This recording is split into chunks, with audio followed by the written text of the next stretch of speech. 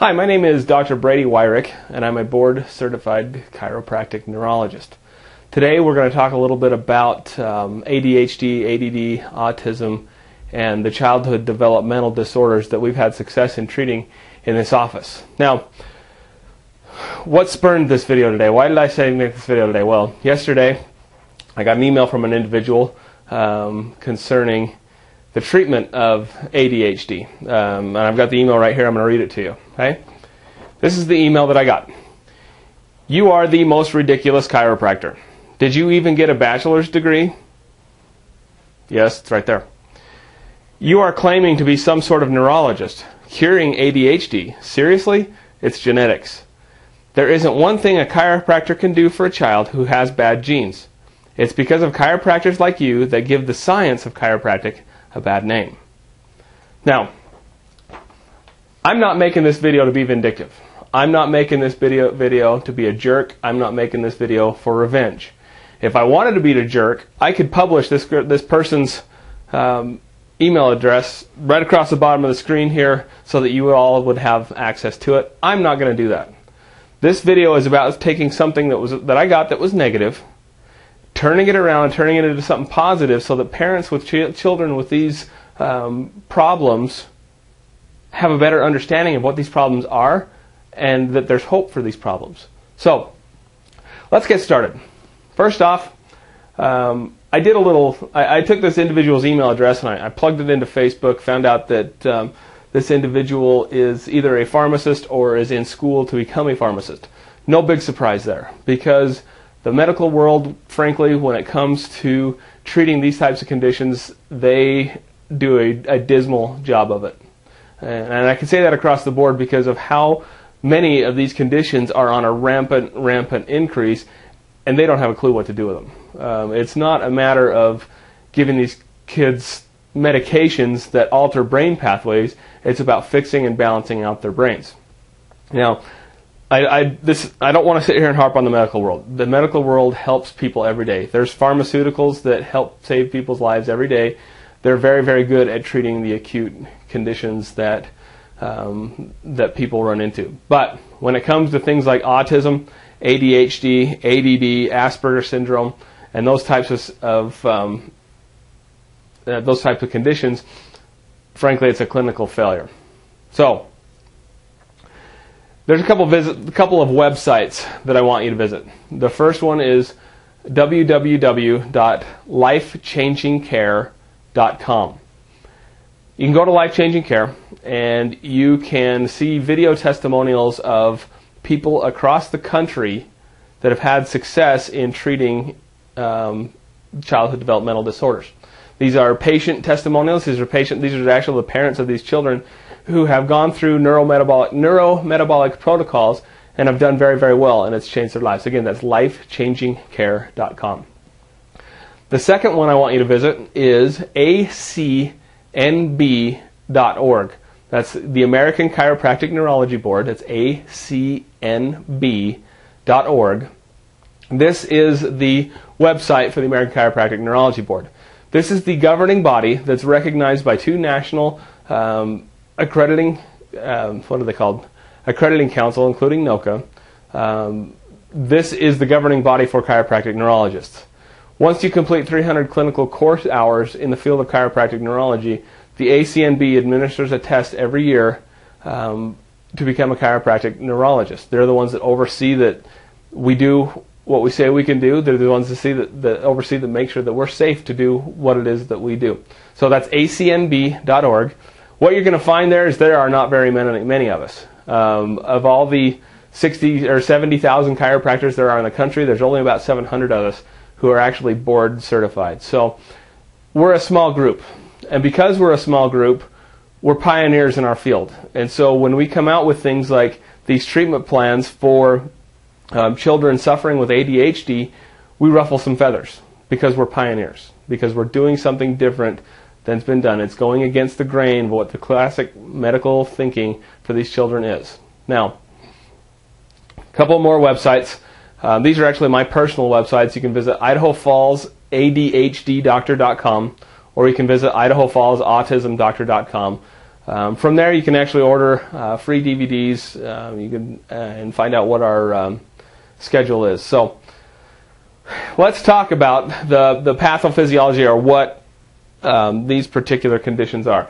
There's a book where the research has been done. The references are all published in this book by Dr. Robert Melillo and Dr. Gary Leisman. It's called Neurobehavioral Disorders of Childhood: An Evolutionary Perspective. And the ISBN, in case you want to nerd out on this book, if you want to order it for yourself, the ISBN is 0306 478 145. So if you want to get that book for yourself, there it is. The research has been done, it's been published, and a good chunk of it is in this book. It's fantastic for gaining a better understanding on what is wrong with these children, what is wrong with the society and these children, and frankly, how to fix them. So, first off, what you need to understand is between conception and the first 2 years of life, your right brain is developing. Okay? Once you hit 2 years, your left brain starts to kick in and starts to develop as well. Starts to develop at a higher rate as the right brain. So, any trauma during those first 2 years, 9 months of life is going to lead to a right brain problem in most children. Okay? These traumas can include bad genes. Yeah, she's right. This could be a genetic problem. The trauma could include hypoxia. The child can go without oxygen either during pregnancy, during delivery. Anything that cuts off oxygen, because oxygen is fuel for your brain, will cause a problem in the right brain. Chemical stress. The mother smoked cigarettes. The mother took drugs while she was pregnant. The mother was exposed to fertilizers. On down the line. Any chemical insert during those first 2 years, 9 months of life can cause these types of delays. There's also, we have to look at the mother's health. If the mother has an autoimmune condition, there's a good chance that condition was passed on to the child, and it's causing a delay in the right brain. The point is, there's no one cause. There's no one cure. It's all about figuring out with each individual what the problem is and how to fix it. Okay? To say that there's one cause, just to say that it's genetic, is ridiculous, because there's so many other things that can be caused. So my point is, no one cause, no one cure. Now, let's talk about a common link between these conditions. So we have ADD, ADHD, autism, Asperger's, PDD, NOS, all these other labels that our medical society has put on people so that the insurance company knows what's wrong with them so that they can figure out how to fix them, right? So the common thread with these children is that usually it's a right brain problem. 90% of the time it's going to be a right brain problem. Yeah, I've seen them on the left brain. I've seen the exception to the rule, but 90% of the time it's a right brain problem. Your right brain is like a brake pedal. Your left brain is like a gas pedal. Your left brain starts things, your right brain stops things. So if your right brain's firing at a rate down here, your left brain's up here, you get these kids that are bouncing off the walls, can't sit still, etc. So there's a right brain problem. Okay. The other part, let's talk about the genetic part. I have yet to see a child in this office that did not have a sensitivity to either gluten, eggs, soy, yeast, and milk. These foods that they are sensitive to, there's a big difference between allergies. Allergies is more of like a histamine response, as in your throat swells up, you have to go to the hospital. Sensitivity is more of an immune system reaction that drives your immune system bonkers. So the child eats any of this food, and it causes an immune system reaction that attacks their brain that's slowing their development. Now, these food sensitivities are genetic, so here is the genetic link with these conditions. Okay, and it usually comes down to gluten. And I've seen a few of them that were, like I said, eggs, soy, yeast, and milk. So we test for them.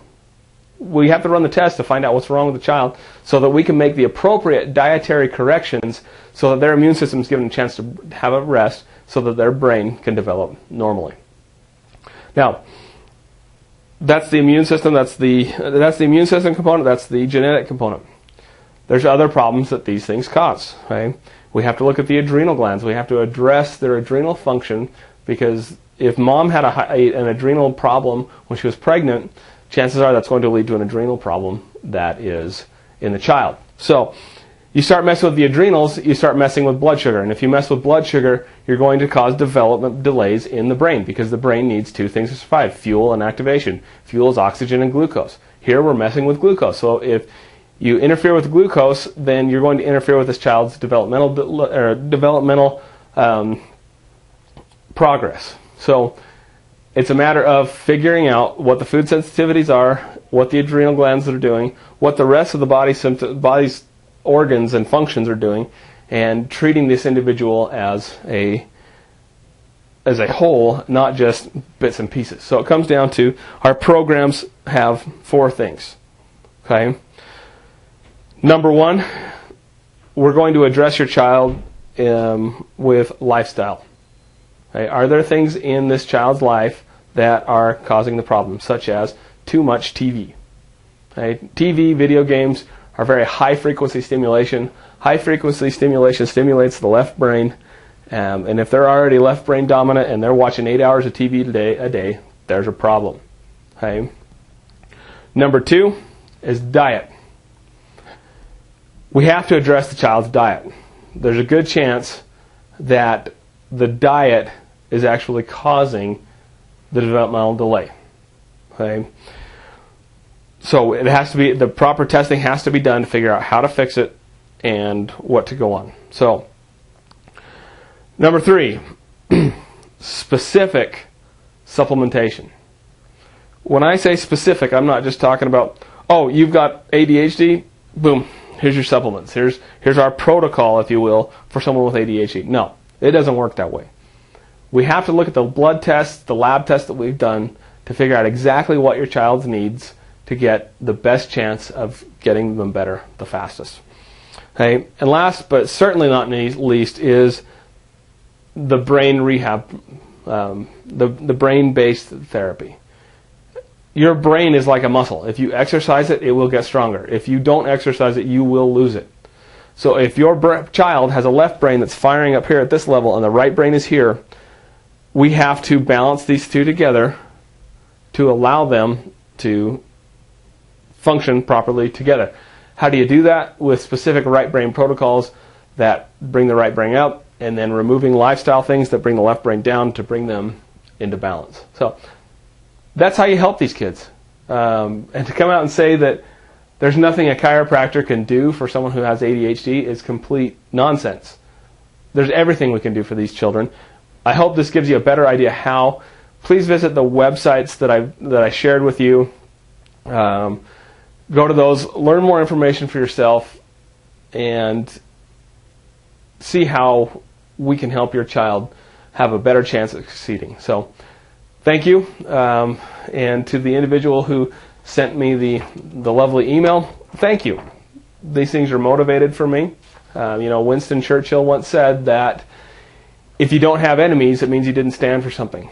So I'm using this as motivation to help more children overcome these problems that the medical world says that there's no hope for. So thank you for your time. I look forward to seeing you in the office. Again, I'm Dr. Brady Wyrick, and I will see you soon. Thank you.